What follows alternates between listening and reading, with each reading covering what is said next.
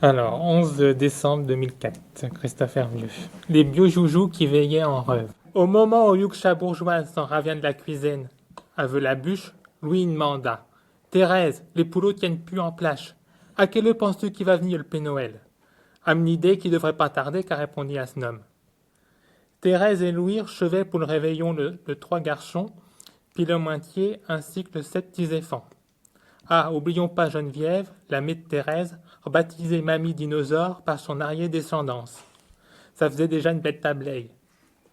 Alfred, le cantonnier de la commune, un vieux garçon, s'était trouvé un petit travail saisonnier. 12 ans, il devenait le vieux barbu au paletot rouge pour rendre visite à ceux qui avaient loué ses services.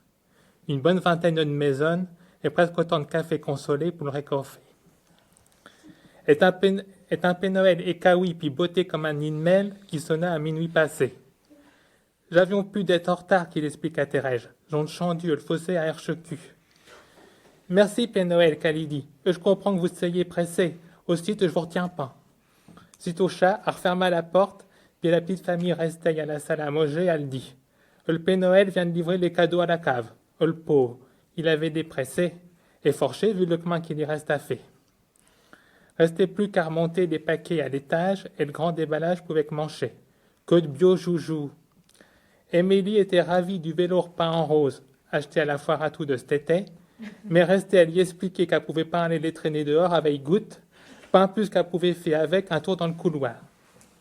Son frère Julien, il a bien le robot télécommandé qu'il voulait, mais il faisait la joue, qu'à le Père Noël, ce grand baja, il a pas donné les bonnes piles pour qu'il fonctionne.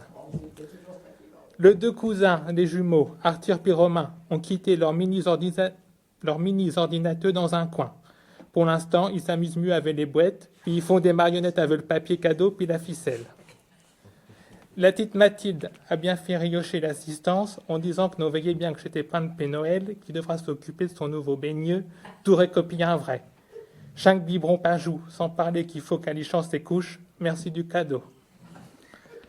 Le P du petit Cédric félicita son rejeton, un brin chabrac, pour avoir réussi à briser son jouet juste en sortant de son carton, battant ainsi le dernier record de longévité. Le plus coton était sûrement le petit dernier, Antoine, 16 mois, qui dormait avec sa nouvelle peluche. Somme toute, un Noël comme autres, et c'est loin d'être fini, car dans les nouvelles d'Assoué, Thérèse et Louis viennent d'apprendre que l'année prochaine, ils auront 2 petits enfants de plus.